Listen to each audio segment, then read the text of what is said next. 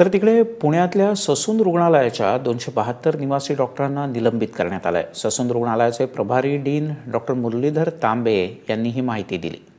कोर्टाचा आदेश अन्वये यांनी काल 8 वाजेपर्यंत जॉईन व्हायला पाहिजे होतं, तर ते जॉईन झालेले नाही, म्हणून कोर्टाचा अवमान झालाय, म्हणून त्यांना त्यांच्यावर कारवाई करण्यात आलेली आहे। आता निलंबन केल्यामुळे काय होऊ शकतं, म्हणजे त्यांना पुढे आपल्याला सर्व्हिस करता येऊ शकेल?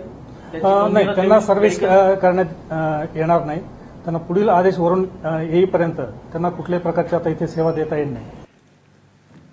दरम्यान निवासी डॉक्टरांच्या संपामुळे आतापर्यंत कशा प्रकारे कारवाई करण्यात आलेली आहे आपण पाहूयात।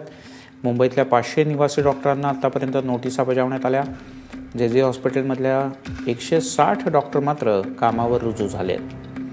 नागपूरच्या शासकीय वैद्यकीय रुग्णालय आणि इंदिरा गांधी रुग्णालयाकडून 440 डॉक्टरांचं निलंबन करण्यात आलंय।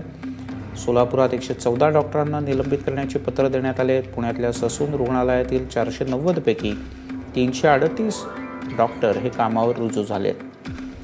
152 डॉक्टरांना कामावर रुजू होण्यासाठी नोटिसाही बजावण्यात आल्या।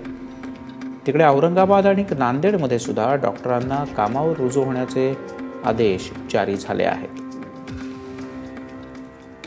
आणि मंत्री गिरीश महाजन यांच्या दाव्यानुसार आता काही वेळातच हे विद्यार्थी शिकाऊ डॉक्टर आपापल्या कामावर रुजू होतील।